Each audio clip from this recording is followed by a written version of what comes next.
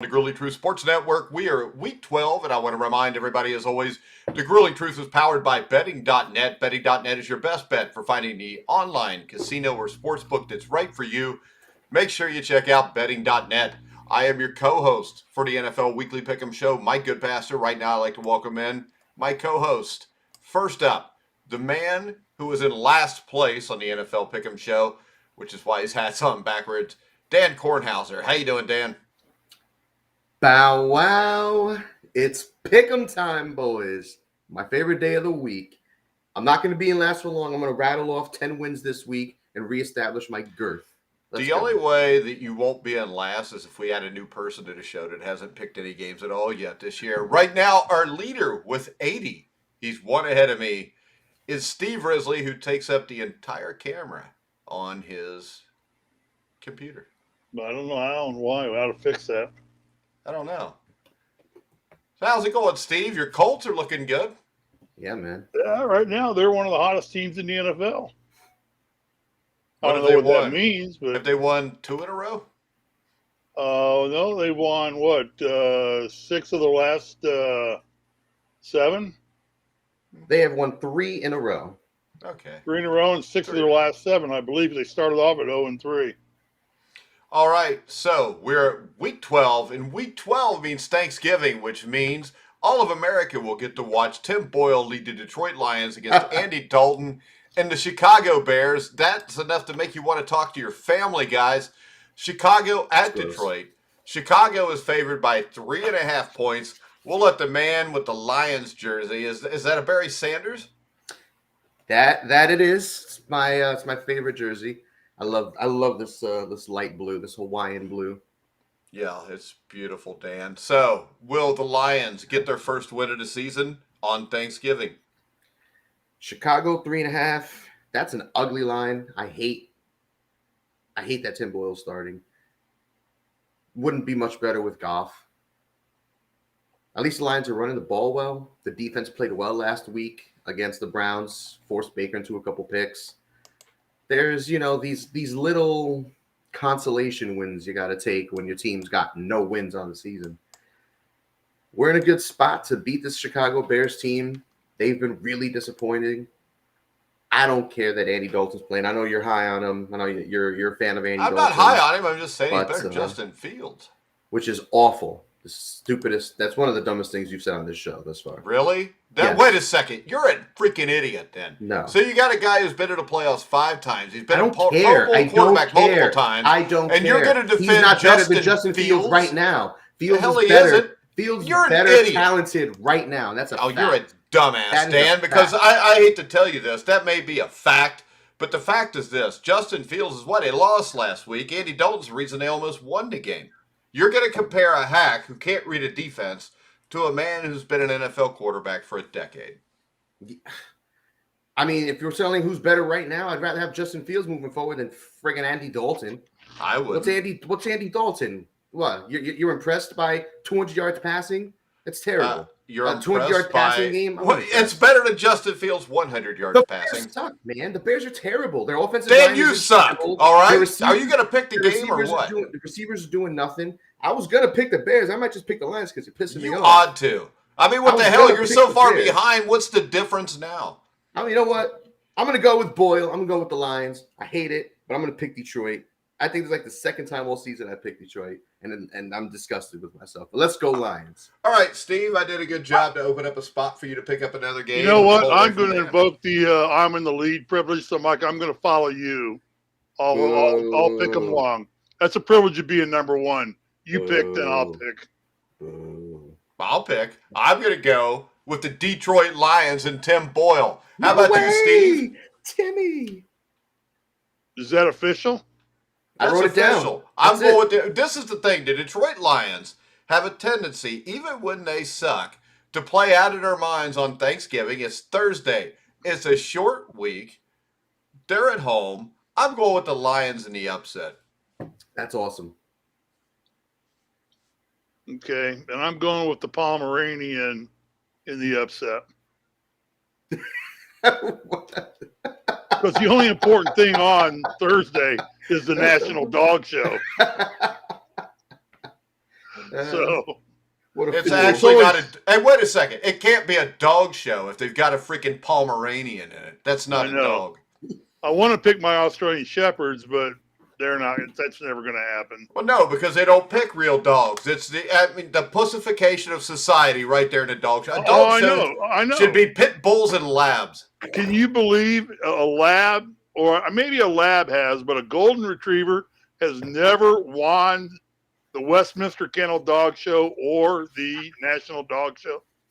So does that Never. mean you like? Does that Thievery. mean It's you're thievery. favoring Tim Boyle or Andy Dalton?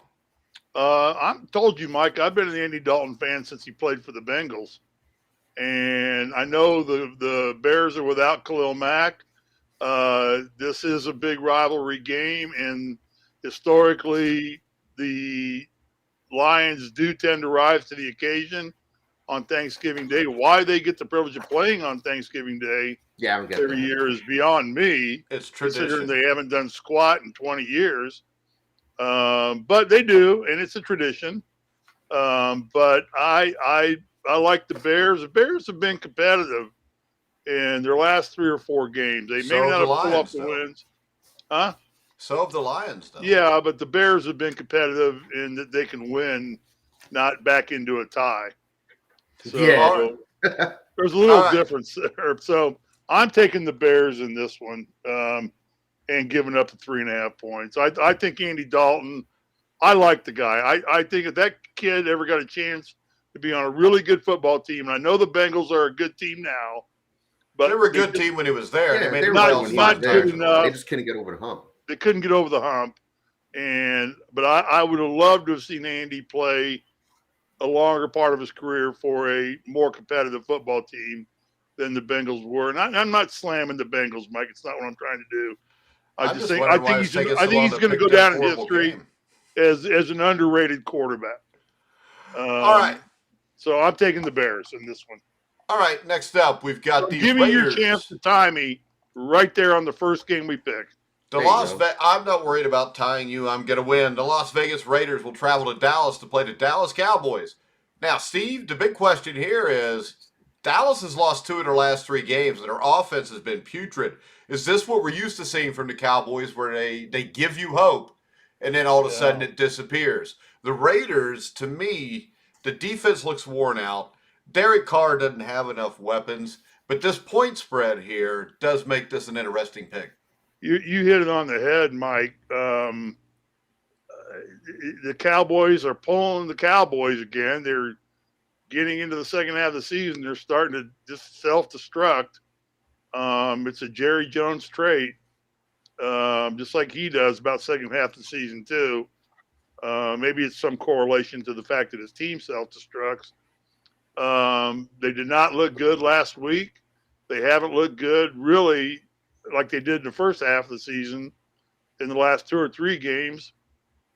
But, I mean, the Raiders are self-destructing worse than the Cowboys are, and the Cowboys got more talent. Is Cooper back this week, or is he out another week? He's out. He's He's out out. for COVID. He's out with COVID Yeah. still.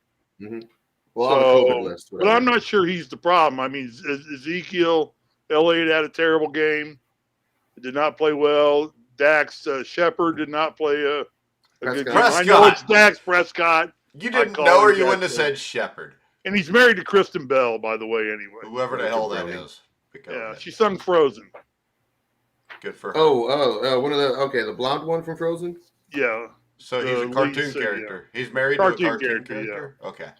yeah. Well, that's all right. So, I don't know, Mike. Who you picking? I'm asking you. You're first. Yeah, No, you're the I'm first invoking one. I'm in the lead privilege. I'm not every invoking pick. this. What I'm is this? invoking that all we got to do is take you off the show and you can't win. So make a Well, pick. you know what? Make a pick, Risley. Quit being I'll a bitch. I'll pick after you. I'm not going to pick. I will defer to Dan. Dan, Risley's afraid to pick. I'm gonna go with that with Dallas. Risley was You mean talking Dak about Shepard? yeah, the Dak Shepard. Yeah, Risley was talking about Dallas collapsing in November. Well, that's what the Raiders do every year. This is the 3rd straight year they're in November. They've lost 3 straight games, and every week it's something different. One week it's their offense. This week it's their defense. Derek Carr's just fallen off right back to the middle of the pack of quarterbacks where he belongs. After talking about him being a top 10 at the beginning of the season, he's not playing well. I think Derek Carr is a very good quarterback. He's not playing well the last month. Dan has no clue what he's talking about, because you do know that when a quarterback doesn't play well, it's not always because of the quarterback. Okay, but with Justin Fields, he's I'll tell you irrelevant this. that the offensive line Dan, there is a thing called the Pro Bowl that Derek Carr's been to. There was a 2016 season where he probably was going to win the MVP, but he got hurt. Justin Fields has not done a damn thing. He'll never do a damn thing. And the fact is this: every time you talk about quarterbacks, you make yourself look like a fool.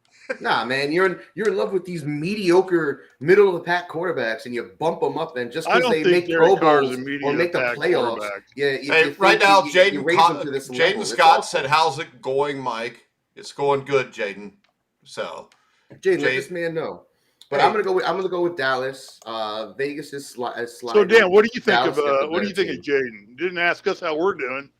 Jaden, he doesn't know you guys. He knows me. Be quiet. Don't talk like that about Jaden, or I'll have to kick your ass, Risley. I'm waiting for my boy Stefan. Hey, Risley, if you keep this up, we're gonna have to push the button so the nurses come in at the nursing home and chill you out with one of those pills. Nice. Hashtag old people. So relax. All right, so I'm going Dallas. Who's next? All right, Steve. I'll take the Cowboys. I'm going to take the Cowboys, but it wouldn't surprise me if the Raiders were in this.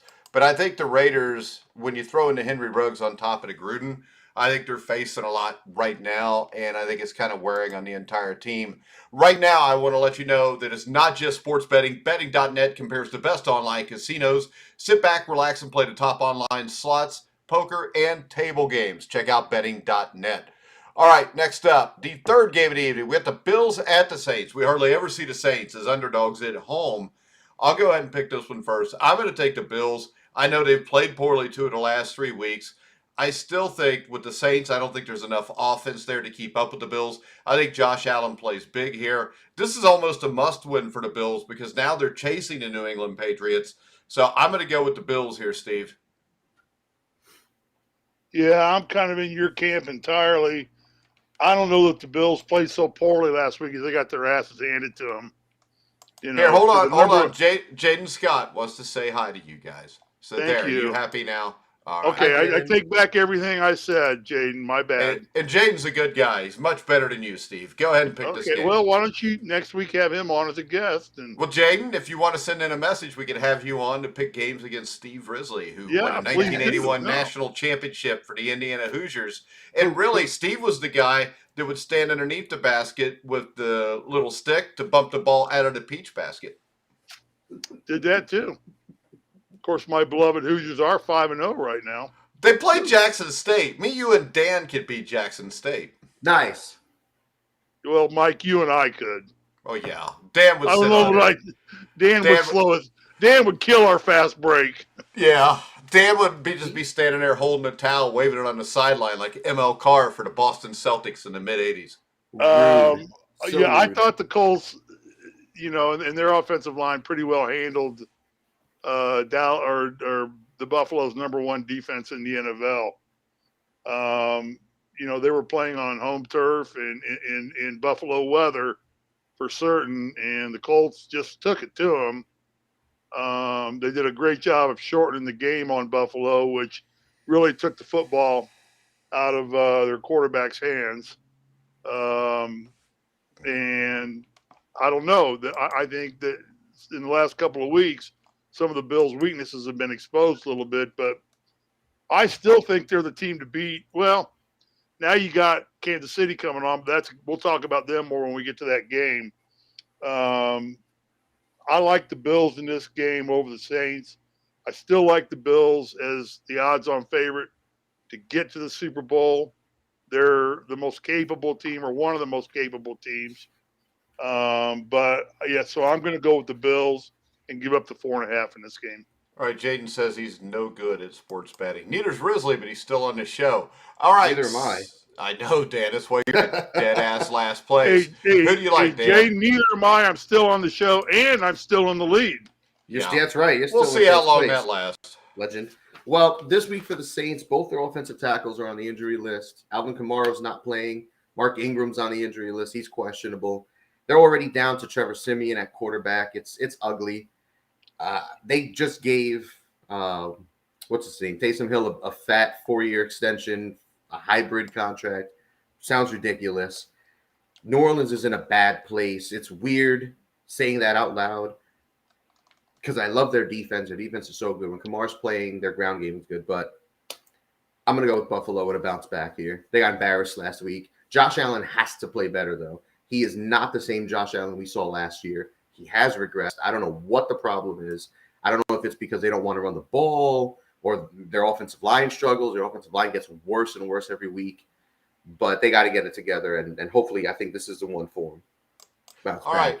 Next up, Risley will have to go first here because his Indianapolis Colts will host the defending world champion Tampa Bay Buccaneers. Big game. The Colts are underdogs by 2.5 points, Steve. What do you think? Well, as you know, I'm going to pick the Colts no matter what, because I swore I no longer would I ever bet against my team. So for my own personal purposes, I'm definitely taking the Colts. Spread's only 2.5, so it's the Colts plus 2.5. Yes. I think that's a gift. I think this is a pick 'em game right now. Colts are one of the hottest teams in the NFL right now. They've won 3 in a row. I believe they've won 6 games. They went 0-3 to begin with, which means they've got to be 6-2 in their last 8 games. Playing good football, they figured things out. They've got their offensive line as healthy it can be. And the thing I want to talk about is Quentin Nelson. You talk about football players.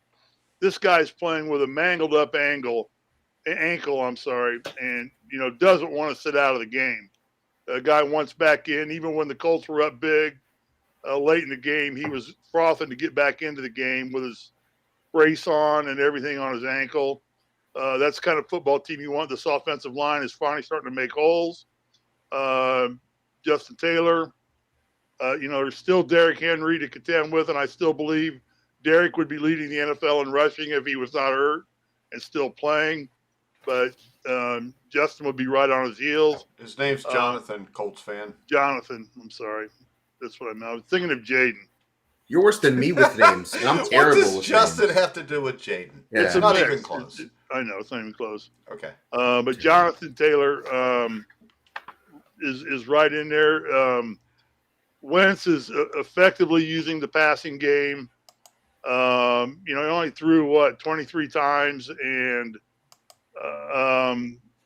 for 200 yards barely, but it's effective yardage, getting first downs, moving the chains, which is what the quarterback's ultimate responsibility is on a football team.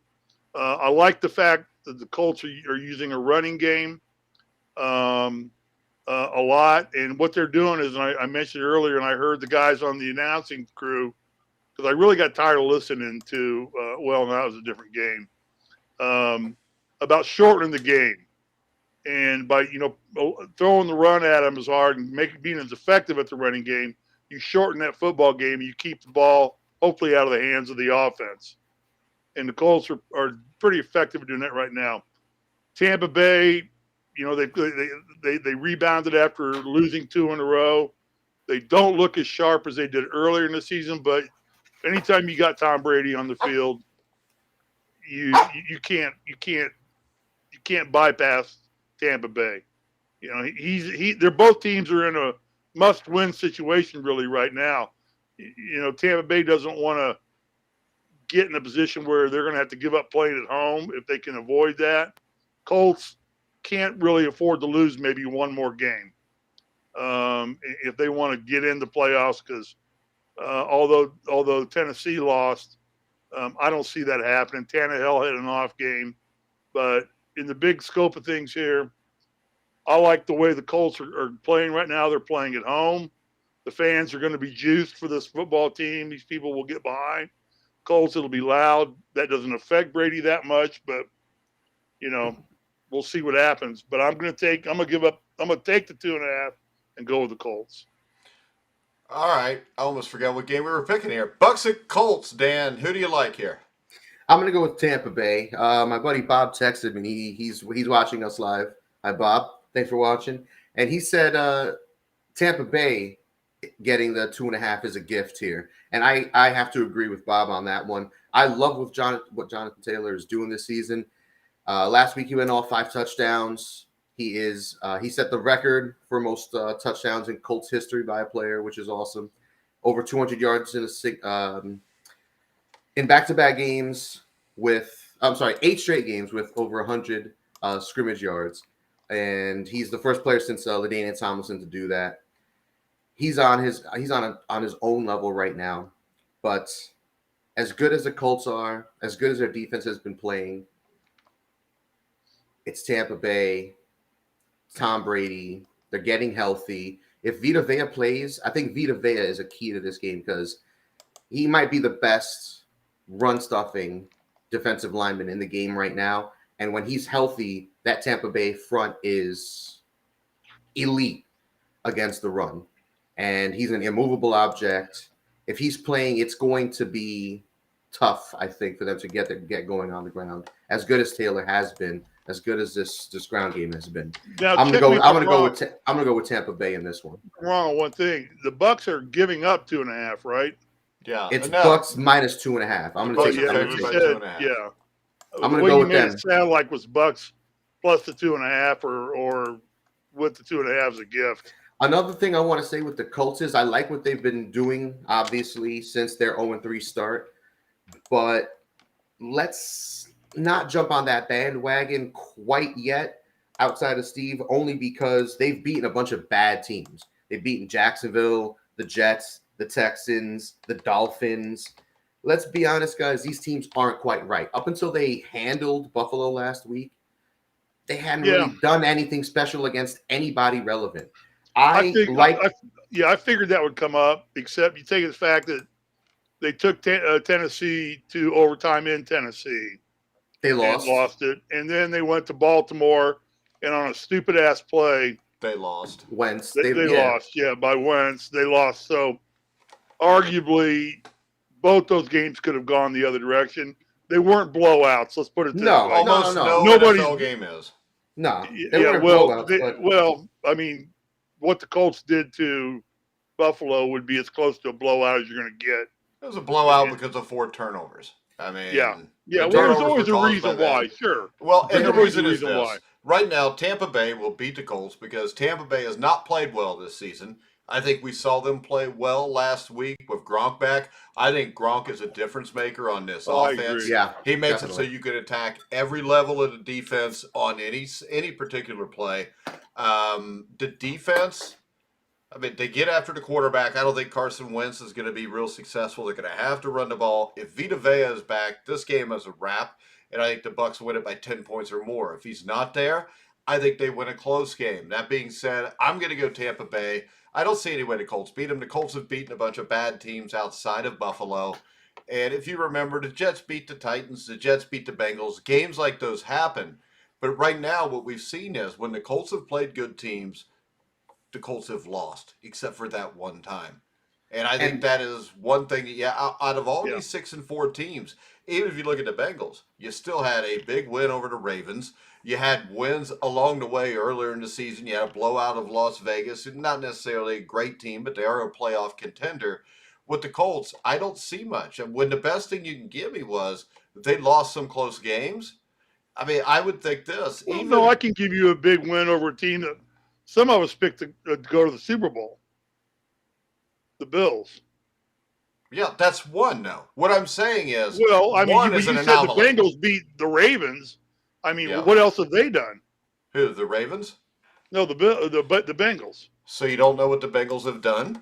No, I don't follow the Bengals. So the Bengals they beat the Steelers, and they beat them fairly easily in Pittsburgh. Well, so have a lot of people. The Steelers are 5-4-1. Yeah, 5-4-1 is a half game behind the team that you're talking about so highly. Who? The Colts. No, they're actually a half game ahead. They're a half game ahead of the Steelers. That's my point. The Bengals beat the Vikings. The Vikings are going to make the playoffs this year. I mean, the Vikings, I think, are better than the Colts. When you look at it, the Bengals beat the Ravens. The Bengals beat the Raiders. Let me just put this to bed and let's move on. For the sake of the show we're doing and for the sponsors, I would pick Tampa Bay. I would advise everybody to take Tampa Bay in this game. I'm with both of you, but because of my loyalty to my team, I'm going to go with the Colts. And it may be a throwaway for me. That's fine, but I'll throw away and support my team, put my jersey on proudly, and watch the game. Unlike, some idiot Bengals fan. Hey, I don't put a jersey on with another man's name on the back. I've already told you that. I don't have a jersey on either. I have a T-shirt on that says Yeah, Colts. But you wear a jersey. You buy a jersey every year at the Colts because you're proud to be a Colts fan. I buy a jersey every year because they change quarterbacks every year. Well, you know what, Steve? I'm just going to get a Quentin Nelson jersey and be done with it. If you would just get I don't know why you would want another man's name on your back. Because I don't want my name on the back of a jersey when I never played for the Colts. How about this? Maybe just don't buy a jersey and support the NFL, which is a big corporation that screws everybody over. But hell, you work for Pfizer, same difference. Oh, here we go. All right, betting.net finds the best promotions, offers the bonus codes. Your shots yet? So you don't have to. Dan, head over to the website now to take advantage of things he can't like be on the free show bets if we don't have a shot. Deposits. He's not been vaccinated yet. I have not been vaccinated. I will never be Dan, vaccinated. Don't we have a rule? Then you and I vote 2-3, 2-1, that if he's not vaxxed, he's axed? Yeah, but you know what? The big problem is, if I'm no longer on the show, nobody's going to watch. No one wants to see you, Mike. Everyone shows up to see me, and Risley is in the lead, so, no one likes the middle child. Risley's not in the lead after this week because he just picked the Colts. Next up, we've got and you know what? I do want to say one more thing before we move on. This Tampa Bay Bucks game is the first of a very interesting stretch for the Colts. This next month will show us where the Colts actually stand. Oh, yeah. They play Tampa Bay now. Next week at Houston, who cares? Then a bye week. But when they come back from their bye, they're at home against New England, and then they go to Arizona. So 3 of these next 4 games you're looking are at against 7-7. They're there against legitimate championship contending teams at this point. The Cardinals. So you're looking at 7-7 or 8-6 after 4. Yeah, so it's a hard stretch. Dan, it's a hard stretch. Dan, I did see that they moved the New England Colts game to a Saturday night primetime game, as opposed to any Bengals game. They haven't moved to primetime at all. This is the thing. I don't sit Nobody gives a damn about the Bengals. Okay. They're bungling their way right out of the playoffs is what they're doing. Hey, here you go. Anyway. Here you go, Steve. Right now, Jaden says, I must say I came for Mike. I came for so Mike, there you go. All right. So what? Should I ask what he's doing with his left hand while he never mind. Well, see, that's just rude, Risley. That is gross. I mean, your nurses at the nursing home are going to get so upset you're going to be locked up again. That's why we didn't do the show last week, because Risley was locked up in the nursing home, drooling on himself. Next up, we got the New York Jets at the Houston Texans. The Houston Texans are favored by 2.5 points. Dan, what do you think? I'm going to go with the Jets on this one. And honestly, I don't really have much breakdown for this. Kudos to the Texans coming off a win over the Titans. That's the first time that the worst team in the conference beat the best team in the conference since 1979. So good job, Houston. But this team is cheeks. The Jets are getting their franchise quarterback back this week. I don't know if that means anything. But in a toss-up, I'm going to go with the Jets. All right. I am going to go with the Houston Texans. I like Tyrod Taylor compared to anything the Jets can put out there. Well, Tyrod's because, man. I like average quarterbacks. Tyrod's average. But the thing about the Texans is, I know the Jets have got a couple big wins, but for the totality of the season, I think the Texans have played relatively hard in every game. Yep. They're at home. I'm going to go with the Texans, Steve. I'm going to go with Houston as well. And Jaden said, so he's breaking down film right now with the other hand. So There you go. Multitasking, baby. I got about 3 more lines I could throw out, but I think I'm just going to nip that one in the bud, too. I agree. Good job. What kind of film's he breaking down? Football would be my guess. He's a football coach. So shut up and pick the game, Risley. I said Houston, Mike. He said Houston. Okay. Well, then make sure you say it so I'll pay attention to it. Real quick, I want to bring this up. Betting.net finds the best promotions, offers and bonus codes so you don't have to. So head on over, take advantage of things like free bets and matching deposits at betting.net. All right, next up, we've got the Philadelphia Eagles at the New York Giants. The New York Giants are getting 3.5 points, Steve.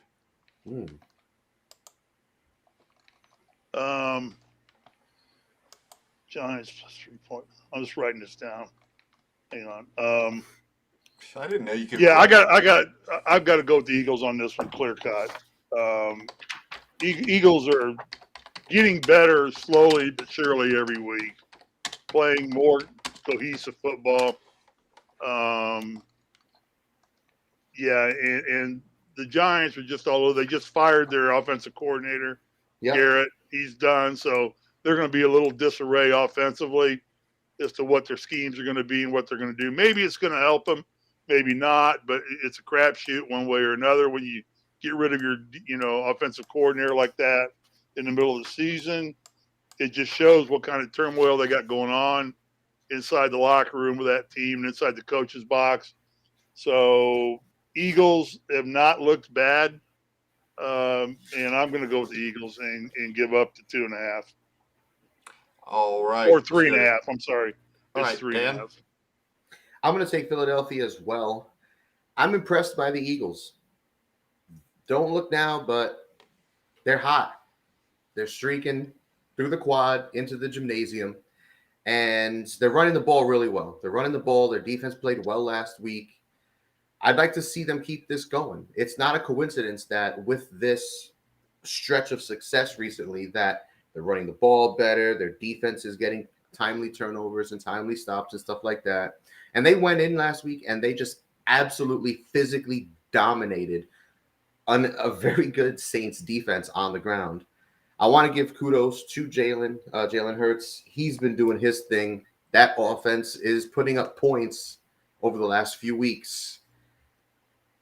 I don't know how the Giants move forward from here as an organization. They're clearly, their season's done. And here in New York on the radio stations and whatever, fans have been calling in, people have been talking about it. Jason Garrett being fired is actually being looked at as an overwhelming positive. People think that the offense has been stagnant, that the offense looks old. It doesn't look like a new age offense. It doesn't look anything resembling a professional offense. Some of it has been injuries. Some of it has been offensive line inconsistencies and issues. Andrew Thomas at left tackle is not quite right. It's just their offensive line altogether is bad. They do have weapons. So maybe with a new offensive voice, somebody else calling plays, different scheming, different game planning week to week, maybe they open things up. Maybe things get better. But this has been a huge topic of conversation this week on the radio stations. And Giants fans are overwhelmingly happy that Garrett is out. A lot of people didn't want Garrett hired as the offensive coordinator. It was very hot or cold. You either loved the hiring or you hated it, pretty much is what it seemed like on the radio stations and stuff like that here. But Philly's doing quite right now. I expect that to keep going. I'm going to go with Philly. All right. I'm going to go with the New York Football Giants here. I like Freddie Kitchens. I think he's a good offensive coordinator. You remember second half of 2018, the Browns went 5-3 with him after going 2-5-1 the first 8 games. And Cleveland averaged 24 points with Kitchen calling the plays. Saquon Barkley is back this week also, correct? Yeah, I think he was playing last week too. Yeah, it doesn't matter because every week he plays, you just consider he's back because he's hurt so damn much. That's my point. But he is here. Now, remember this. The New York Giants, we sat here before. We talked about it when they played the Saints, Panthers, Raiders.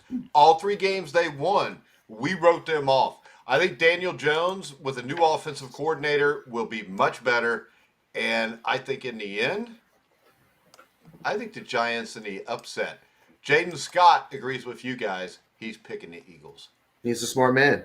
Steve Rizzer. There's Riz. I haven't seen Steve Rizzer in a while. The Eagles 27-23. Let's see. We got Steve again. Mike is right about Daniel Jones. And we got Jaden. All right, fellas. I have to go. Stay safe. We connect for the off season. Thanks for listening, Jaden. And yeah, they're connected in the off season, Dan. What do you think is going on there? Well, because he coaches a football team in the same league I coach in. Okay. So there you go. He's an actual football coach. He knows something about football. Unlike some people on this show named Steve Risley. Your top sports comparison site, Betting.net, offers extensive reviews on the best sports books out there. What do you want, Riz? My 2 years as being a head coach in football. You coached Pee Wee football. It's not coaching football. football. 10-0. I went 10-0 and 10-0. Steve, it was Pee Wee football. Mm-hmm. Well, okay. So be quiet. It counts? It does not count because it's Pee Wee football. It really doesn't count. It's Pee Wee football. It's like being the guy that wins the Boston Marathon, but the walking part of it. You didn't win the Boston Marathon because it took you 9-10 hours to do it. The guy who ran is the one who gets it. Next up, the Carolina Panthers at the Miami Dolphins. Steve, Miami is getting 1.5 points. All right. Panthers. His wife must have wrote down for who he should pick, and he can't find it now. No, I just write the games down. That's all. Excuse me. And the pick is Miami minus 1.5. Yeah. Well, why don't you ever think about getting some reading glasses? That way you don't have to lean into my wife just bought me three. My wife just bought me 3 pair. Brought them home today, and you look like an angel with that light shining down on your hair. I know. I don't know. I'll figure out. I'll fix it next week. I apologize. You can turn your computer. And I don't think. Oh, here's my wife. See, there you go. Yeah, just take them off. That's bad. Yeah. I know they're ugly. I told her. She came home. I said I'm not going to wear these. I mean, the glasses are ugly, but they don't really hurt what you look like. Go ahead, Steve. Pick the game. Carolina at Miami. Miami 1.5. McCaffrey's back. Here we go. Cam's back. Cam's always exciting and fun to watch. Dolphins giving up 1.5 points. Ooh. I'm gonna go with the home team and take the Dolphins here. All right. Dan, what do you think? I'm going to go with Carolina. They're just a better team. It's that simple. The line is a little fishy to me. Carolina minus 1.5 feels weird. Tua did play well last week, and as long as he doesn't turn the ball over, they can be in games, in situations, in games like this against teams like Carolina. But Carolina's just better. The defense has been good all season, except last week when they let Heineke just lead this offense up and down the field. Washington had like 370 yards of total offense against Carolina. I don't think that's going to happen this week. I'm going to go with Carolina. Well, I think this. I think Tua Tagovailoa has been playing better. His problem is he gets no support from the rushing attack or the defense. I think Cam Newton actually fits well in the Panthers' offense when Christian McCaffrey is in there also. So I'm going to go with the Panthers also. And it was Christian McCaffrey. That's what I said. Yeah. Yeah. See, Steve agrees, you idiot. Tennessee at New England. New England is favored by 5.5. I'm going to take the Patriots. For my money right now, the Patriots are the best team in that division. They might be the best team in the AFC, Steve. And who picked them to go to the playoffs at the start of the year? Anybody know? You did. You did. Thank you. I was buying it. You buying it now? Oh, hell yeah. Go ahead, Steve. Yeah, I'm in your camp. I think New England is playing actually some of the best football in the AFC right now. I'm not pleased with the fact that we've got to get through them. Being a Colts fan, obviously, this game I'd like to, of all the games I could throw away, that'd be the one I'd want to throw away if I could throw one away, but we can't. So, yeah, I think Tennessee. I had this fear of Tannenbaum or Tannehill. I'm sorry, Tannenbaum. I'm thinking Christmas. My wife's getting ready to put up the Christmas tree. Oh, Tannenbaum. Oh, Tannenbaum. How lovely are your branches. I should have got my guitar out. But Tannehill, I think, is starting to feel the heat and pressure a little bit of having to run that offense and have all the weight on his shoulders. I think he had the same problem in Miami. Then he brought it to Tennessee. But when you got a Derrick Henry, pulls a lot of weight off your shoulders. Defensively, I don't know if they're beat up defensively, but they don't seem the same defensive team. But New England is a rocket ship right now. It's on a fast track up, and I think actually the 3.5 points is a little bit of a gift. It's 5.5. It's 5.5. Yep. I got to use my glasses. You're getting old, man. Oh yeah, that's 5.5. Doesn't change anything. Yeah. I'm going. As long as Belichick's involved and the team's playing like this, and the reason they're playing like this is probably as much Belichick as it is their quarterback. And I'm going with New England all the way. All right, Dan. 5.5 is right on the border because I've seen anywhere from 5.5 to 6.5 to 7. I'm going to go with New England as well, but I think Tennessee could make it interesting if Tannehill just doesn't turn the ball over 4 times. Yeah, that it was. I mean, yeah, that can't happen. And even though they turned the ball over 4 times, it could have been a lot worse. Houston just sucks. They can't be doing that against a team like New England in New England. Well, and Dan, I think you expect what you're going to get. Mac Jones is going to give you, and the Patriots are going to give you. You know what you're going to get from them. We just don't know what you're going to get out of Tannehill. We don't know. I mean, if the real Ryan Tannehill shows up, this is a ball game. This is a legitimate ball game. Could be, but they are playing at New England.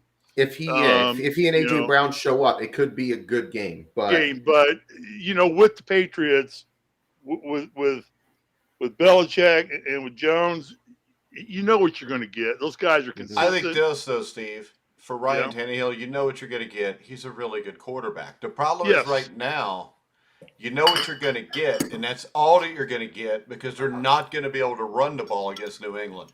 That's the issue. With New England, you can run it or you can pass it. You can play defense. The loss of Derrick Henry, this is still a talented enough team to make the playoffs and to win the division. Yep. But they're not a Super Bowl they should walk away with the division. They're not a Super Bowl. They will because there's no competition in that division. Right. One good team, and that's Tennessee. And they're still the 1 seed in the AFC for what it's worth. Yeah, it's not worth anything right now because there's many weeks left to go. Yeah, and next up, we'll talk about the team that'll probably be the 1 seed. The Cincinnati Bengals. Did you take New England, Mike? I knew that was coming. Yeah, I picked it first. I knew that was coming. I knew it was going to be Cincinnati. Okay. But we've got the Pittsburgh Steelers at the Cincinnati Bengals. This will be the Bengals' chance to actually sweep the Pittsburgh Steelers. Pittsburgh's got defensive injuries that are going to be hard to overcome versus a diverse, multiple offense that is coached by a moron, which should keep the game close. So the 3.5 points worries me here, but I'm going to go with the Bengals just because I think Pittsburgh's defense, even if some of those guys come back, they're going to be a little bit banged up. This is a huge game for the Bengals. I'm going to go with the Bengals here, Dan. I'm going to go with Pittsburgh on this line. I'm going to go with Pittsburgh. I think Cincinnati could very well win the game. But Pittsburgh has been – I think they're in a good spot. Here. Remember this, though. They're down 27-10, and you had a bad interception by Justin Herbert. You had, a few things happen in that game was more of, I think, the Chargers screwing up than it was the Steelers doing anything great to come back. It's close. It is. And this is another one I've seen a lot of different – lines from 3.5. How about this, 4, Dan? 4.5. If the Bengals defense is the defense we saw before those 2 really bad games, this game is going to be like the first game. It's going to be like 27-10. If the Bengals defense is like it was those 2 games, Pittsburgh can win the game with Najee Harris alone.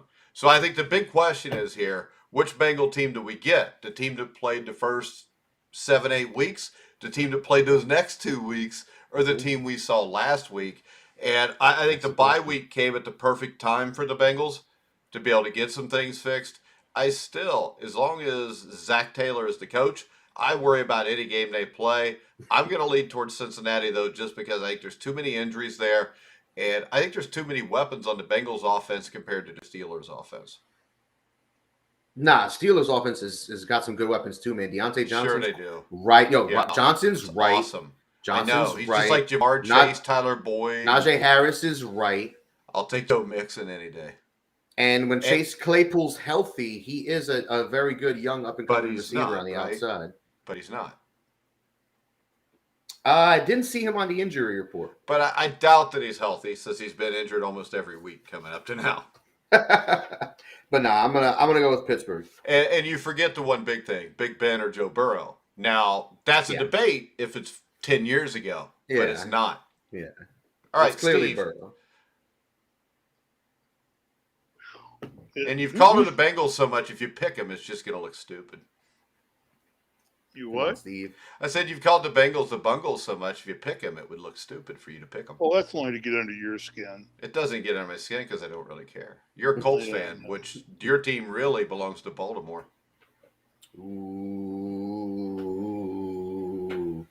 Shots fired. He's, Pew, pew. There's truth in his statement there. So He's not wrong. I can't disagree with him. We did come from Baltimore. So I can't argue with him when he's right. So you do all the time, but go ahead. But they're the Indianapolis Colts now, no longer the Baltimore Colts. So what was, and what is. So, and I believe that we have one more Super Bowl trophy sitting in our lobby than the Bengals do. You have one, and we have that's none. one from Indianapolis, not Baltimore. Steve, make a damn pick. Baltimore doesn't matter when it comes to No, we have one from Baltimore we have two sitting in our lobby. Okay, but the one was stolen from the city of Baltimore. No, it wasn't stolen. It was stolen. The Ursays own that trophy. Yeah, the Ursays own a lot of alcohol, too, and drugs, and a lot of arrest, and a lot of jail time. But go ahead. A lot of cool rock and roll memorabilia, too. Yeah, because they're scumbags. Go ahead and pick the game. I'm so sleepy. Hey, Dan. Billy Sims is tired over there. Dan, it's only 5:48 here. Come on, Steve. Who's it going to be? Steve, I'm Billy thinking Smalls this is a tough game. Who's playing quarterback for the Steelers? Dan Kornhauser. Is Roethlisberger Big Ben play? is going to be there, yes. Yeah. All right. Oh, and I just got an alert. Jared Goff is starting for the Lions. Now you're really screwed. Yeah, we're fucked. You're better off. I've already explained this. You're going to win tomorrow, Dan, because I have a feeling. Go ahead, Steve. Woo. All right. For two reasons. One, I agree with Mike's logic. And two, as long as I make the same mistakes Mike makes, he can't pass me. So I'm going to go with the Bengals. But you've already bet a couple games that makes it so you're going to be behind anyways. Dan already picked Pittsburgh. Next up, we have just a terrible game. The Atlanta Falcons at the Jacksonville Jaguars. Ugh. Nobody cares. Nobody in Atlanta or Jacksonville cares either. Steve, who do you like? Wait, it's really Atlanta minus 1.5? Yeah. Gross. Tells you What's how the bad spread? Jacksonville is. Jacksonville plus 1.5. Yeah. Yes.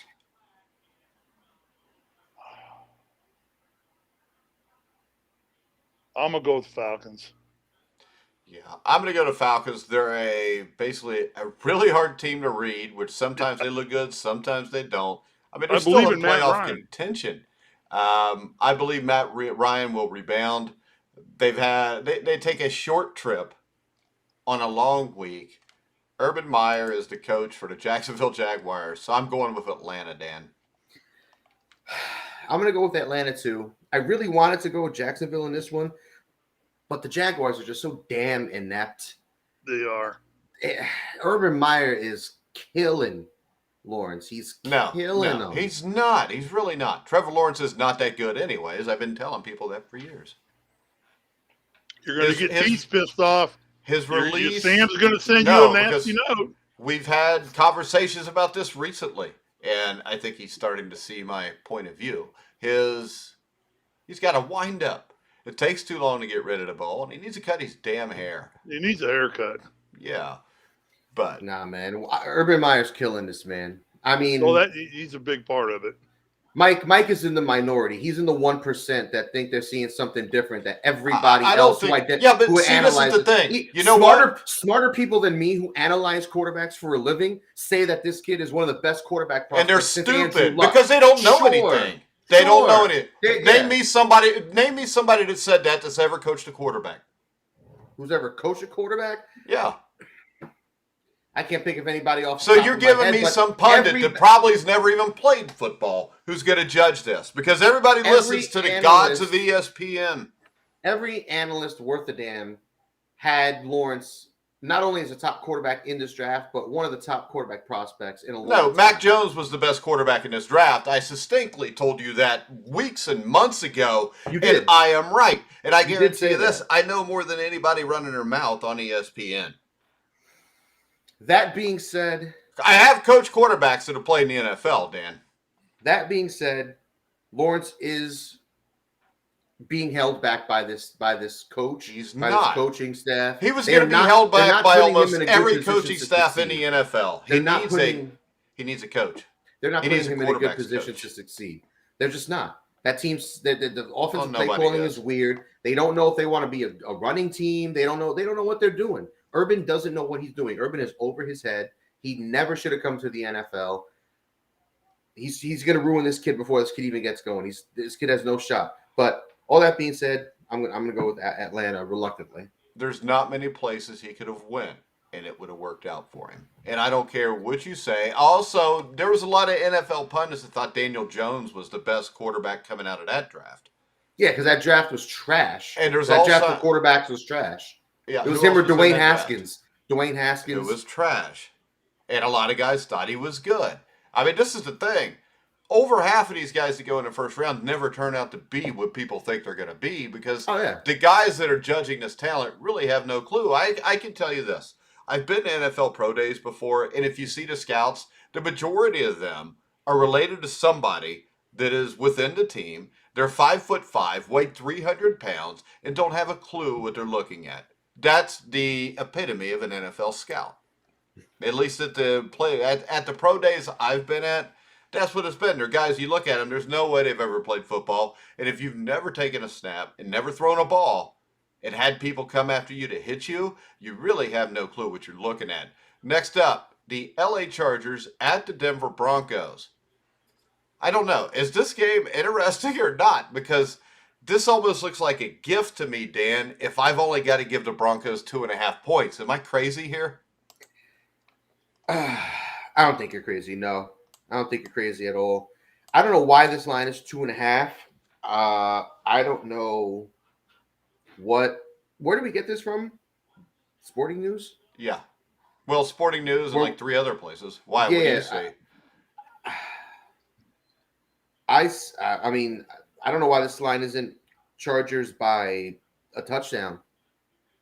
The Broncos aren't good. They've completely fallen apart. Well, you had the Austin Eckler's going off. Yeah, but you had the one-off 2 weeks ago where they dominated Dallas, and I think that's what's scaring people here. Fluke. Absolute fluke. Like the Colts winning last week.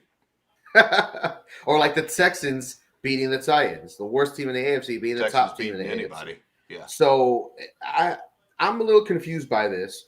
When Herbert's on, Herbert's one of the top young quarterbacks in the league. He's just got to stop doing those stupid picks and stupid plays, and this team can go to the next level. I'm going to go with the Chargers. I don't know why it's 2.5, but I think it's Chargers easy. I actually think the point spread should be like 5. I think the fact that Justin Herbert does some stupid stuff from time to time, and this is at Denver, would give me some pause. But you got Herbert. Austin Eckler is playing out of his mind. The offense is rolling.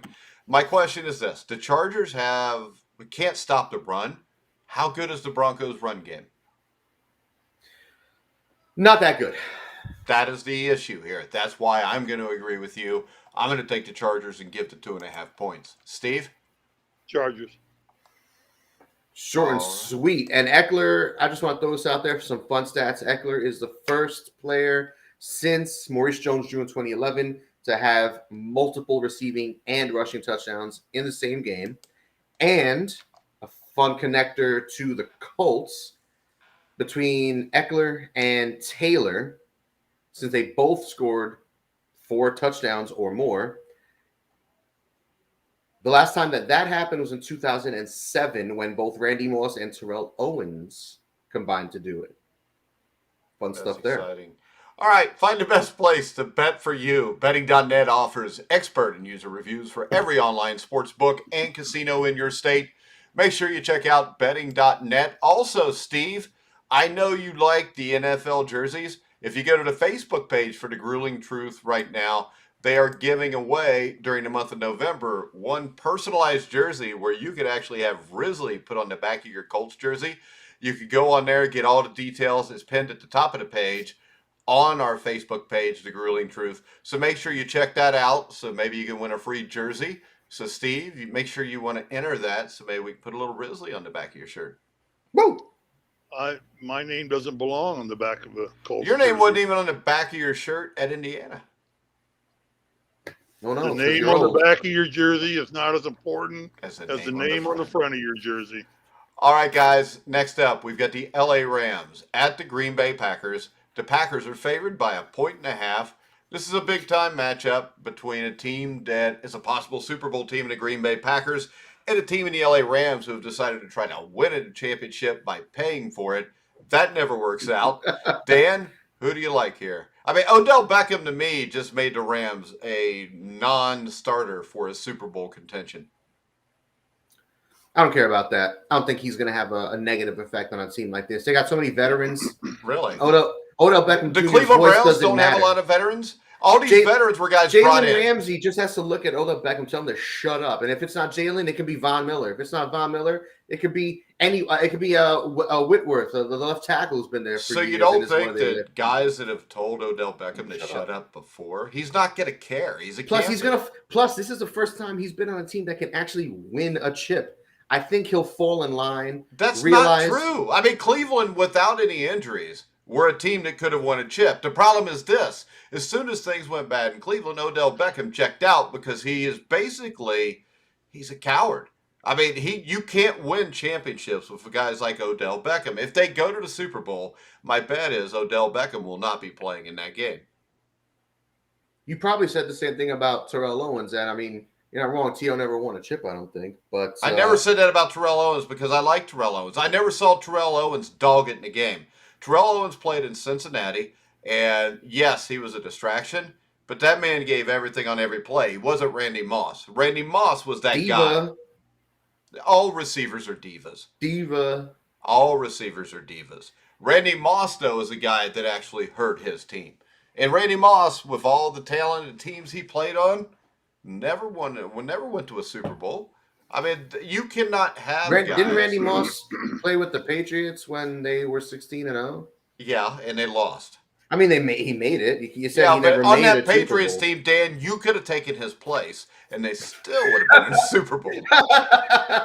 I wish that were true, Mike. And how about this? If Randy Moss, who was one of the most talented wide receivers of all time, why didn't Bill Belichick want to keep him there? Because Bill's not an idiot. Exactly. All right. But Sean McVay is. Pick the game. This is a coin flip, man. I'm going to go with the Rams in this one. Only because I'm thinking they're going to rebound. Stafford hasn't looked quite right lately. That offense hasn't been quite right. It sucks that they lost Robert Woods, but Cooper Kupp is still just going absolutely hammer time. Henderson at running back is having a good year. And that defense on any given week can be suffocating. I'm going to go with the Rams. Even though it's in Green Bay, 1.5 is just enough. Let them win by 2 points. Something ugly. I'll take it. All right, Steve. Mike, you can pick. Okay. I will take the Green Bay Packers. I think the Packers win this game. I think the Packers are a better football team than the Rams are. Not a big fan of either coaching staff. I think McVay's got to clean up a lot of things on offense. Matt Stafford's not played well. A.J. Dillon has filled in for Aaron Jones great. You got Devontae Adams. I think also this is going to be a cold weather game. You've got a dome team. I think this is a no-brainer to me at 1.5. I'm taking the Green Bay Packers. Steve?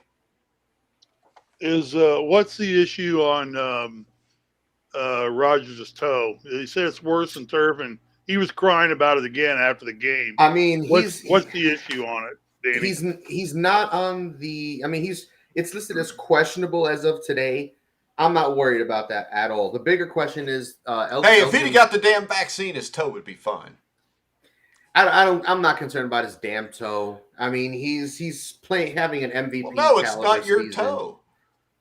I think he'll play. I think he'll be fine. Aaron is, as Stephen A. says, a bad man. He'll be fine. Until the playoffs. Go ahead, Steve. Pick the game. Rams at Packers. Yeah, it's a toss-up game. It's tough. Flip a coin, man. It's why that's what I'm doing. I'm flipping one right now, and it's saying heads, which heads is home team. I got to go with the Packers on this one just because they're playing at Lambeau. It's because he came up on me and he didn't want to risk it. No, that really has no. I already had. That is why you had me pick before you. Everybody in the world knows this, Steve. No, you're not slick, Steve. You're not slick. And actually, the Rams are not a dome team because SoFi is not a dome stadium. Sure, it is. It's a covered stadium, but not a dome stadium. So they play every game in 75 or 80-degree weather. If it rains, they have the ability to open the roof. They play most of the games with the roof open. Okay, Steve, I don't care if they played with no stands and played just in the middle of a field. They're in L.A. They're a warm weather team going to a cold weather place. Yeah, but they don't have sides on the roof. I mean, it's Steve, play through. Steve, it's not going to snow there. It's not going to be cold. It's not going to. If it rains, they're not going to get wet there. You would not consider the Rams a dome team. That's all I'm saying. The Colts you would consider a dome team. We're used to the Rams being a dome team. I wouldn't consider the Rams a dome team now, but. No, because SoFi is not a dome stadium. Dude, the wind can't even affect a game. No, actually it would because the way the wind whips through SoFi, and right now we've got Santa Ana winds with an average gust of 30 to 50 miles an hour. Well, you know what? In Green Bay, there's a decent shot. It's going to be 30 to 50 miles an hour, and it's going to be 10 degrees. It's below zero. Yeah. No, that's why I took the Packers. I think the Packers ready to play more in that kind of weather, and as long as Rodgers isn't incapacitated by his toe, I think it's the 1.5 points they need to win this game. Like I was saying before, I think Los Angeles is more talented right now. No way.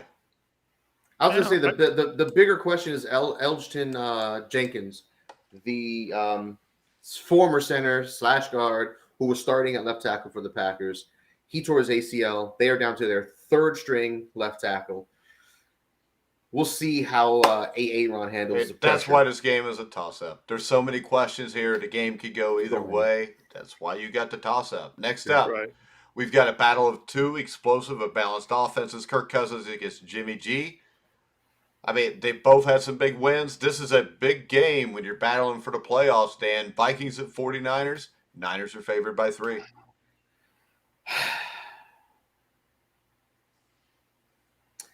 My gut at the moment is telling me to go with San Francisco, and I'm going to listen to it.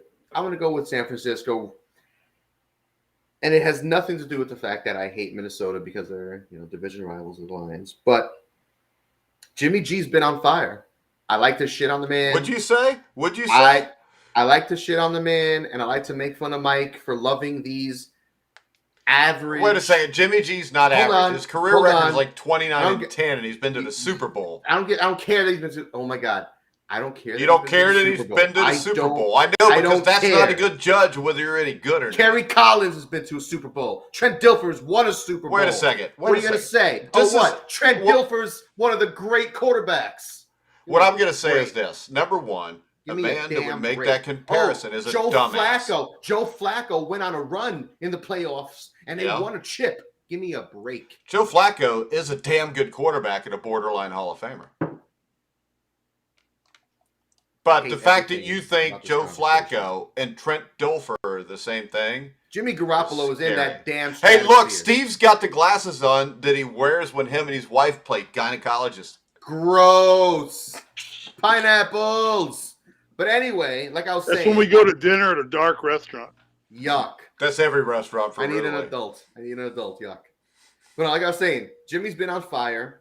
3 straight games he's completed at least 70% of his passes, has thrown multiple touchdowns.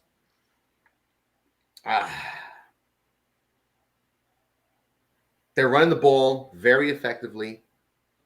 As long as they keep that going, run the ball, play good defense, don't turn the ball over, that's a recipe for success. I see it keep it going. Minnesota hasn't been impressing me lately. I don't know. They're Really? just one of those teams. It's like Kirk can come out one week and throw for 350 and 3 touchdowns, and the next week he throws for 150 and a touchdown and a pick. It's very up and down with Minnesota. And like I said, as long as San Francisco runs the ball well, and Jimmy is doing what Jimmy's been doing these last 3 games, they'll be in a very good position to win this game. Let them win by a field goal. Take these 2.5 points. All right, Steve, what do you think?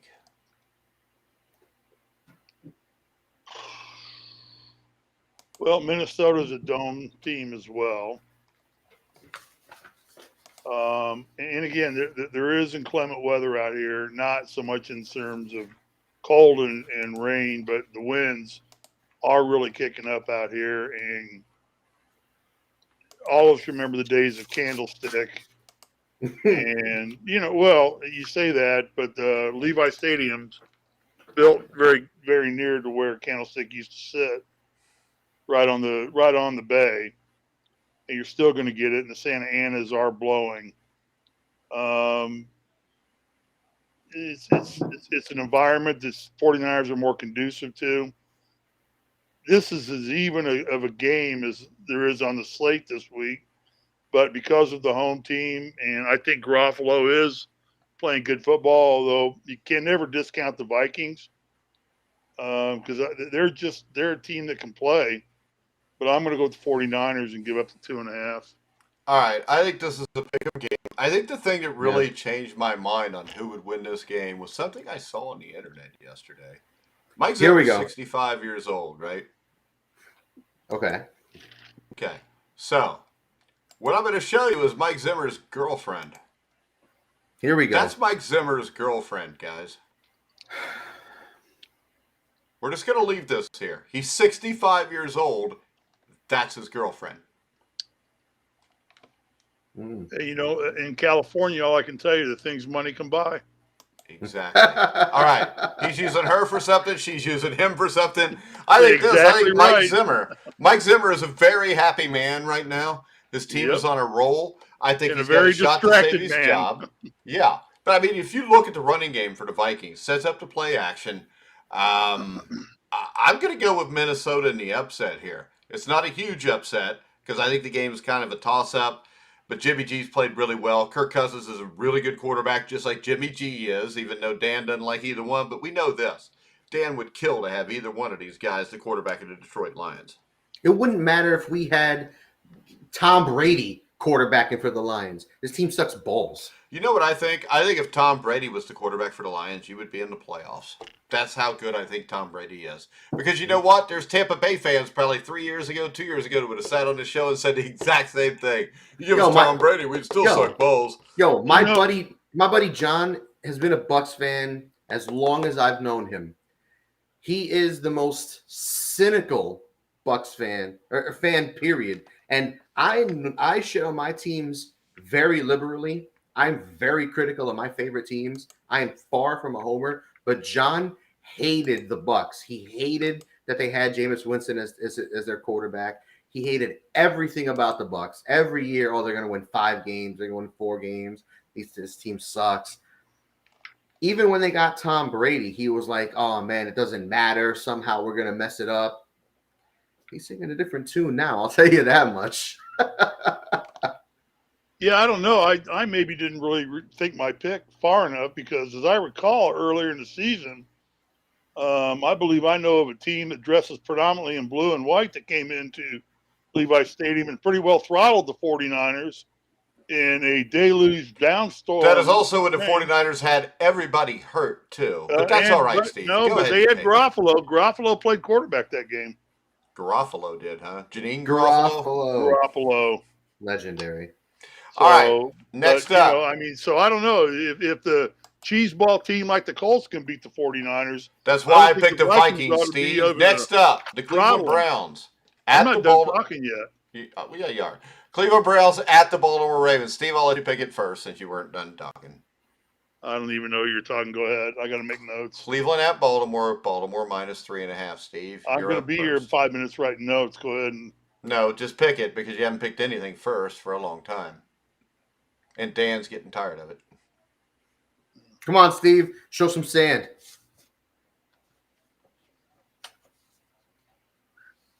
What's the spread? Crickets. 3.5. Crickets. Well, I told you to go somebody else. Why would I go to somebody else? Why would you have to not go first ever? Sorry. Because I wasn't ready. I'm writing notes. Why are you not ready? I'm not ready. I don't have any damn notes. I'm not reading Because anything. I don't know what game you're going to go to next. It says right on the bottom of the screen. It Cleveland does at after you Baltimore, said this is the -3.5. game, and 3 seconds later it pops up. Put the next 4 games up we're going to cover. Well, after this, it'll be Seattle, Washington, just so you know. But Cleveland at All right. Baltimore, Steve. Baltimore -3.5. Here we go. Is what's his name? The quarterback back? He is questionable with an illness, but there's really no information on if he's playing yet this week. He's playing. I would probably lean towards him playing. And also, instead of asking us questions, you could research this all day by yourself and be ready to go. But I'm just saying. Dan's nodding his head slowly. Yeah, I know. I Here don't know we this. go. Bump, bump, bump, bump, bump. All right, so since Steve is butt cheeks, Mike, if you don't mind, I'm going to take the reins here. That is fine, Dan. Go ahead. So Baltimore won a game last week with their backup quarterback. Yeah, but I really think Huntley's a good quarterback. Sure, I don't mind him. He's looked For a good- he looked backup, good in he's the- damn good. for And a I bet you backup, anything. yeah. I bet you anything. Within the next 2 years, somebody will sign him as a starter just because he won a game the other day.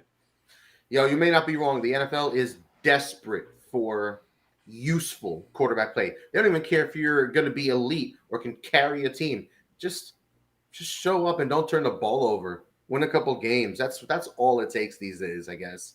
But no, he played well last week. They won the game. The defense played well. Special teams played well. John Harbaugh showed why he is an elite head coach in this league. Top 3, easy at this point. I'm going to go with Baltimore at 3.5. Cleveland is in complete disarray. They got nothing but injury problems at receiver. They thought signing Austin Hooper was going to open up the middle of the field. He played well in Atlanta, but he has done nothing for Cleveland thus far.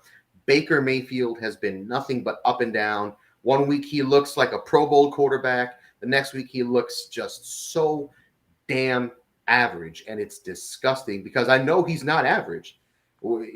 He's not a bad quarterback. He just, for whatever reason, I don't know what his problem is, but for whatever reason, he's not doing it lately. He's not doing it for me, and this team has been very disappointing. Mike picked Cleveland for his Super Bowl pick, and it's not because he's a Cleveland fan. It's not Cleveland Browns have I think the best offensive line in football. They have the best offensive line arguably in football, and the best pair of running backs. They have the best running back duo in football.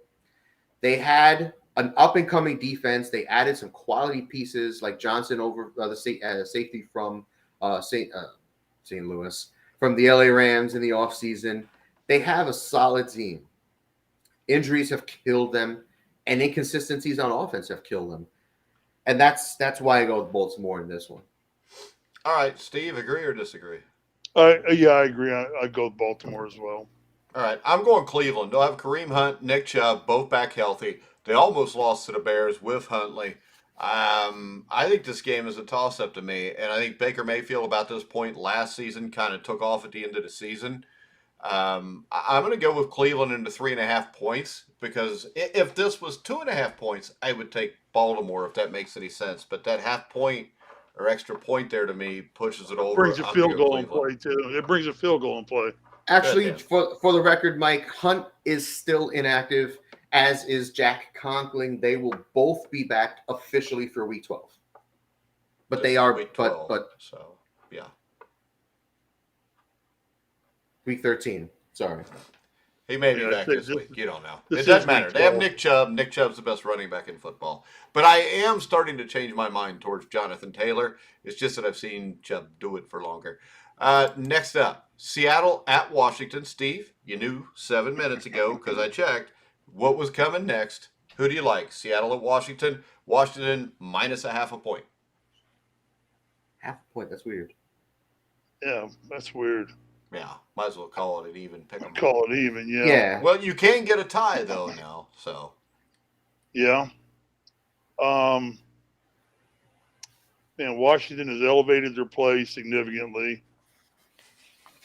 Seattle is just struggling left and right. I'm going to go with the Washington Football Club on this pick.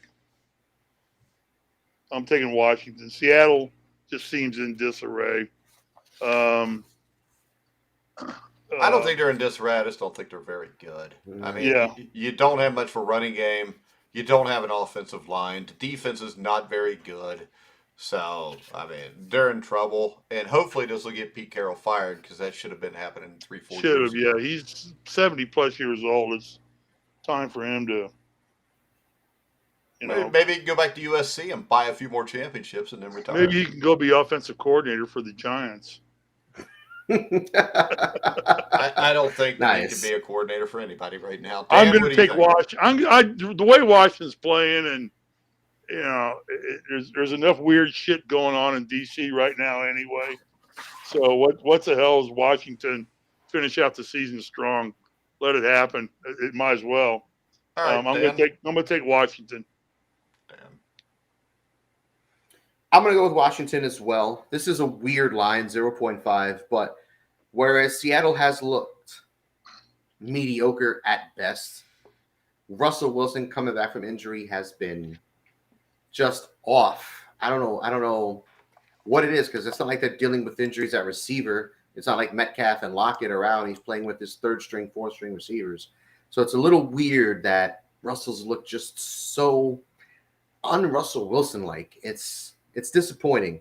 The Seahawks did put Chris Carson on season-ending IR. It's over for his year. I don't think it mattered anyway because he wasn't playing much for them this year.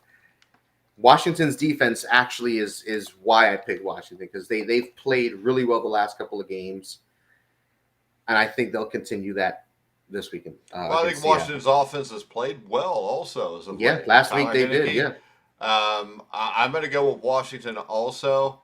The one thing that does scare me is the fact that Russell Wilson did have an injury on a finger, which makes it hard to throw a football, and it's been a couple bad weeks. Eventually, he's going to break out and have a big game. But since you guys went with Washington, I'll just wait till next week to pick Seattle. So that is all of our games for this week. Dan, did you have any insightful questions or comments, or Steve? Yeah. I mean, this season has been weirder than last year. The COVID fill season in 2020. I don't know if it can be weirder than stands that are empty. But I get that, but I'm saying more weird with the on-field product because, on a week-to-week basis, we don't know who's the top of the league. And I feel like I asked this a couple of weeks ago, 2 or 3 weeks ago on this show. I asked you guys, who's the top teams? Who's coming out in the Super Bowl? I kind of want to ask that question again right now because it's been a few weeks and things are getting crazy. Are we going to see a team pull away? Are we going to see someone in either conference step forward and say, we are the team to beat? We are the class of the league. How about this? I don't think you will. I think we've seen Arizona attempt to, but I still don't completely buy Arizona, if that makes any sense. And when I look at it right now, if you had to tell me the playoffs are starting today, who would be your Super Bowl pick? I would go New England and Tampa Bay because of Belichick and Brady. And it would be the most epic Super Bowl in the history of Super Bowls. Yeah, and we've seen those two teams play, and it came down to a field goal at the end of the game. Yeah. So I don't think it's crazy. I mean, when you look at it, why the hell would you bet against either one of those guys? Now they're on separate sides. like I said, I think the Rams are trying to buy a championship. The Cowboys looked like they could be the team a few weeks ago, but 2 of their last 3 games, they've not just been bad, they've been atrocious. When you look at the AFC, everybody says, well, the Chiefs are coming back. Their defense is playing better, but the offense is still in disarray. Yeah. I mean, they're not scoring a lot of points, so this isn't like it was when they went on a run with the defense. The Chargers, the Bengals are teams that I think you're just seeing that are probably a year or 2 away still. I mean, the Chargers can't stop the run, so I don't know how you can win a Super Bowl not being able to stop the run. And I mean, Baltimore is a team that when you watch them defensively, I don't think they're that good. Offensively, you still don't have enough weapons for Lamar Jackson. I mean, I think this is a crapshoot. I think you could take 10 teams in the AFC right now, put them all in a hat and pull them out. And you got as good a chance of picking the winner as you do picking who you actually think is going to win, if that makes any sense. What about you, Steve? What do you think? Do you think anybody's going to step forward and say, we're the team to beat, we're the favorites? No, I agree with Mike entirely. I wouldn't bet against his assessment of New England and Tampa Bay. I still think Tampa Bay is the front runner in the NFC by a, Well, how about this, Steve, though? I think this. Only because of Brady. I think Tampa Bay could be that team that separates themselves if they were to beat the Colts. I think you could see them go on a run because we already know how good that defense is when healthy, and Gronk's back. Yeah. Question for both of you that draws into this. Has Kansas City turned a corner, or they just got a weak spot in their schedule? I think this. It's not a weak spot. It's just the offense is still only scoring like 15 points a game over this time. But have they turned a corner? Are they moving in the right direction all of a sudden? Well, they're winning, back. so you're Are moving they're in in the the lead in their division now, aren't they? Well, aren't they leading the AFC West now? No, I thought they passed. They are in first place. They are in first place. Chargers right are a wild card team now. Yeah. I would say.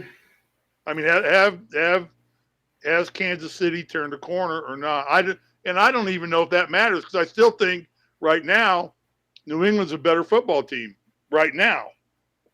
But I'm buying the Chiefs moving forward, but I think they're going to win more games they're going to lose. I'm not comfortable. I'm not comfortable saying that they're back, and I'm not comfortable saying that they are the class of the AFC or anything like that. I agree with you. But I think they're moving in the right direction. The fact that their defense hasn't been completely useless is a good sign. Because how about this, though? If your offense isn't going to do anything and they're going to score 17 points in today's NFL, scoring 17 is probably not going to win you the game. The issue is this. They had Chris Jones playing defensive end. The defense was terrible. Chris Jones has been going in. When they put him at defensive tackle, he dominates. Mm-hmm. I mean, that has been the whole key to the defensive switch here is just moving Chris Jones. The bye comes at the right time because they've got 2 games against Denver coming up. One now, one in the last week of the season. They play at home against the Raiders. They play at Los Angeles, the Chargers. And then they play at home against Pittsburgh and then on the road at Cincinnati. I think it comes at the right time. It gives them a little bit of time to prepare for this gauntlet that they have coming up because Cincinnati's right. Chargers are right.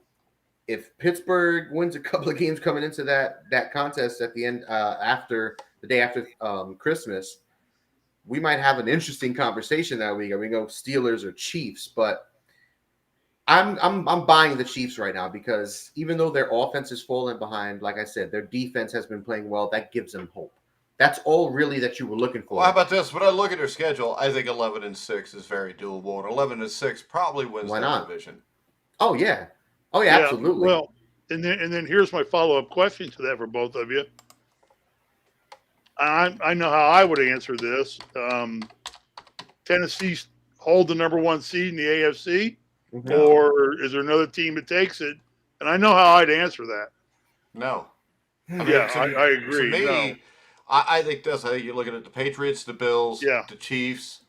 I think the number 1 seed comes down between those 3 teams. I agree. I would stop right there, Mike. I was going to say stop right there, Mike, because I don't think you could be on those 3 teams. Well, I think this. I think you could get a Cincinnati or a Chargers that gets hot, but I mean, to me, you got Belichick with the Patriots. The Bills were in the AFC Championship game last year. The Chiefs were in the Super Bowl. Those are the three teams that have shown it and proven it over a little bit of time, where teams like the Bengals and Chargers haven't. I don't put the Ravens in there because I don't see enough weapons on offense. I mean, if you look at the Ravens, their points for this year are only 17 more than their points against. I've looked at the other team's schedules. I looked at New England's schedule for the rest of the season.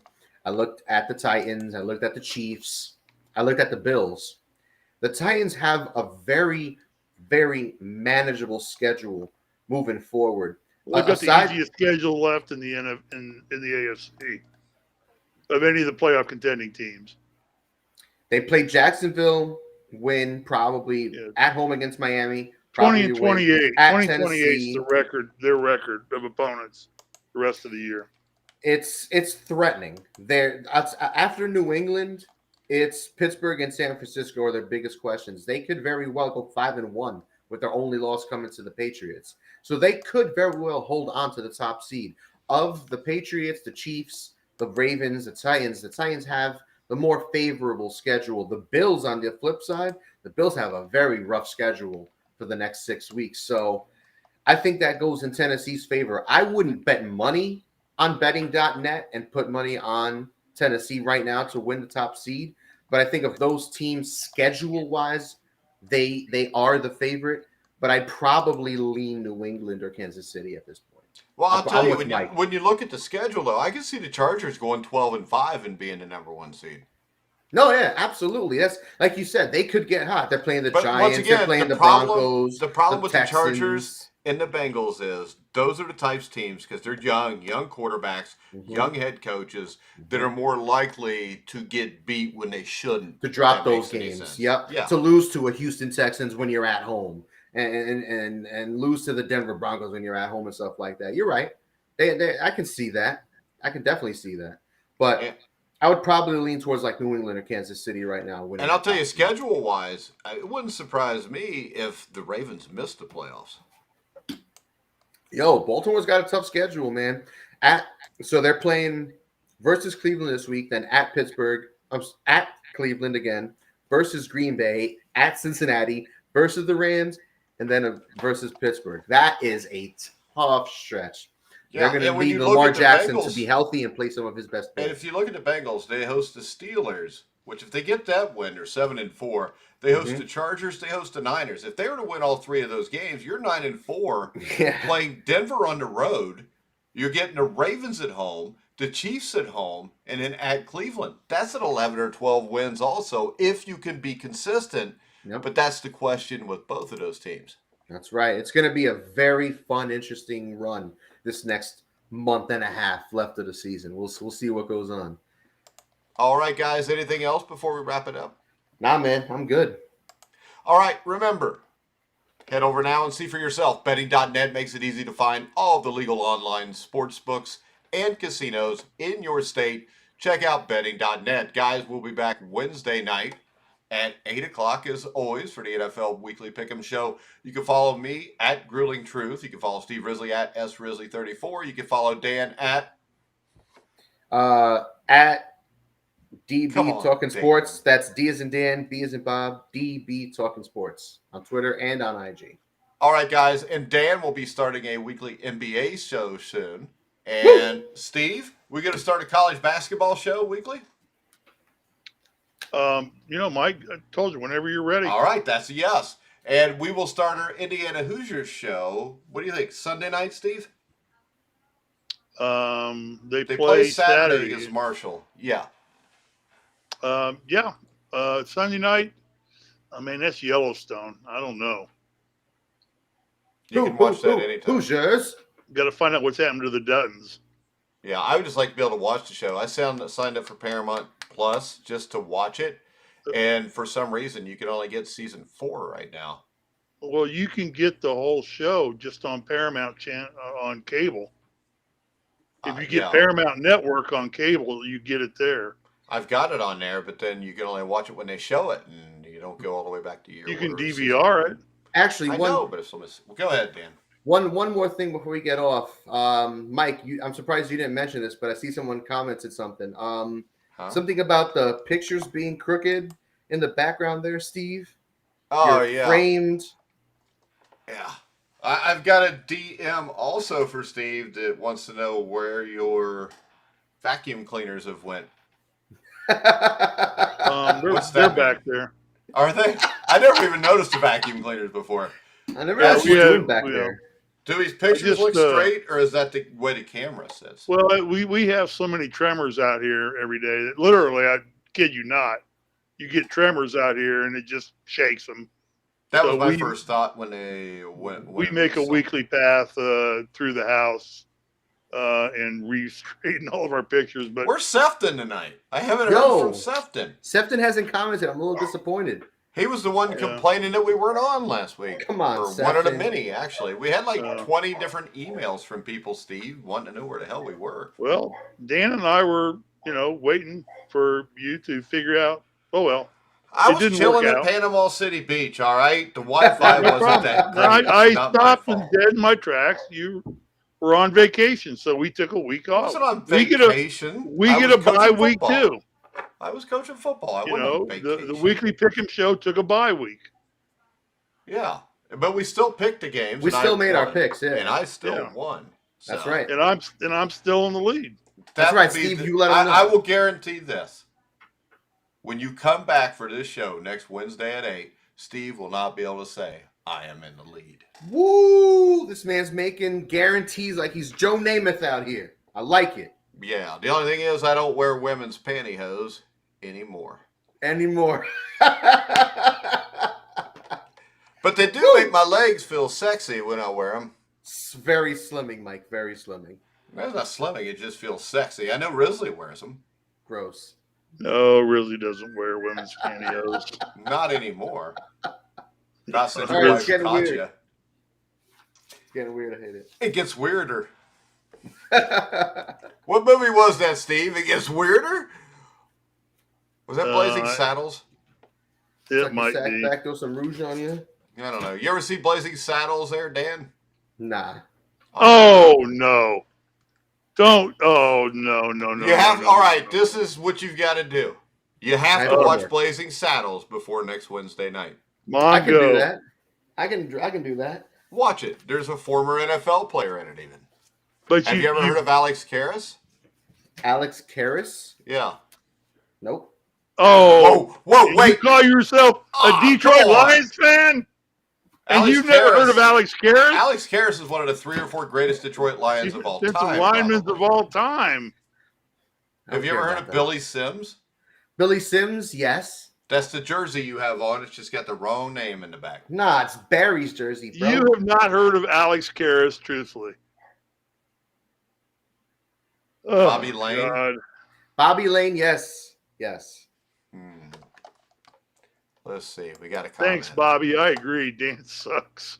Thanks, Bob. Bobby Lane was our quarterback. Yeah. I remember Bobby Hunt. Lane. I don't remember. Bobby Hunt says Dan sucks. How can you never heard of Alex Karras? You haven't heard of Alex Karras. You give me suck. A break.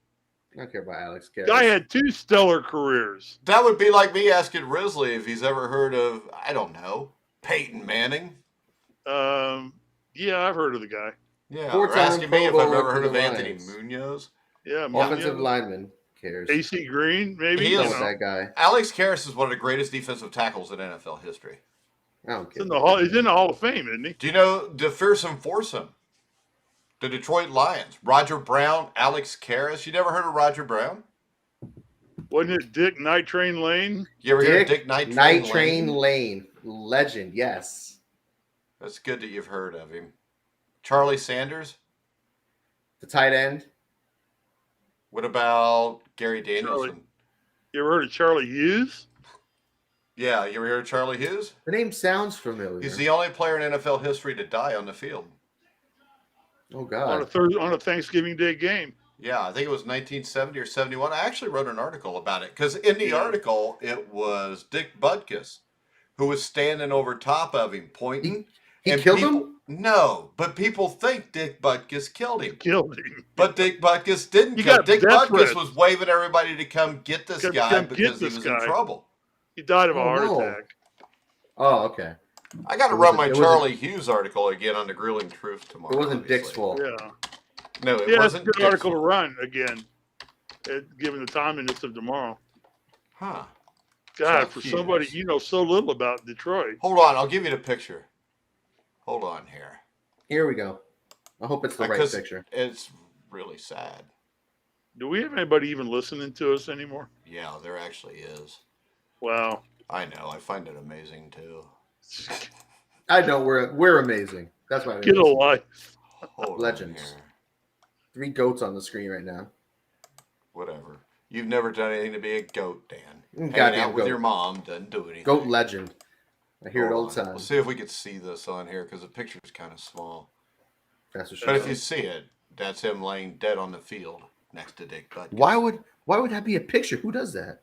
Don't they take these things off the internet? Actually, photographers usually are the ones that take pictures, just in case you don't know. I don't know, but don't they take pictures of dead people off the internet? Isn't that a thing? I don't know. Not in 1969 I think it was 1971. But I remember it happening. I mean, do you remember it happening, Mike? Were you watching the game? I'm not old enough. I may Yeah, have see, been I watching am. the game, I but I'd have been remember like it. 2 sucking my thumb. I actually remember watching the game on Thanksgiving Day as it happened. Wait, And- Blazing Saddles from 1974? Yeah. Was Cleavon Alex Little. Karras in that or something? Yeah, Yeah. Alex Karras, Cleavon Little. Oh, Alex Gene Wa- Karras. Wasn't Alex Karras the one in the movie Webster, too? Yep, he was. Or in a TV show, Gene, Webster? Gene Wilder, What? Slim Pickens. I mean, that's got Gene a host Wilder. of people in it. Mel Brooks, Harvey Korman. I mean, I can Oh, keep wait, going. hold on. Isn't there an offensive lineman in the NFL right named Ted Karras? Are they related? I think so. Isn't he a center or something? Oh, yeah. He was a Patriot. But yeah, the story about Hughes was he didn't get killed. He died on the field, but he had a heart attack. He had had a first heart attack later in the season, and the autopsy after the second one, which killed him, showed that he had an enlarged spleen and liver. And several doctors and ER technicians who saw the autopsy report told Hag that Hughes probably had a spleen injury that was so painful that it triggered the first heart attack. And no one would have thought to look for a heart attack. And, Damn. that was put it like this, that's the last thing you're going to expect from a 28-year-old NFL player who's healthy. Yeah, that's messed up. Damn. it's tragic. And the interesting thing, like I said, I wrote an article about it, and I talked to some people that work for a Detroit newspaper. And the day before he died, he'd gone to a party with his wife. I think her name was Sharon. And she recounted thinking that he looked sick, and she was worried. And that night, when he went to the team hotel to prepare for the next day's game for the first time, he did not call her the night before a game. And what nobody told her until later was the fact that Chuck had been sick all that night, repeatedly vomiting, and his teammates were worried about him. And then he dies towards the end of that game from a second heart attack. Damn, dude. But see, you don't get stuff like that from ESPN, by the way. You get it from the Grueling Truth. This is where legends speak. Yeah, something like that. That's what they tell me to say. No, I'm kidding. All right, before we wrap it up, remember, The Grueling Truth and this show, the NFL Pick'em Show, is powered by Betting.net. Betting.net is your best bet for finding the online casino or sports book that's right for you. We will see you guys next Wednesday night at 8, where I will be in first, Risley will be in second, and Dan will still be dead-ass last. Let's go, But for Lions. now, for Steve Risley, Dan Kornhauser, I'm Mike Goodpaster. You've been watching and listening to The Grueling Truth.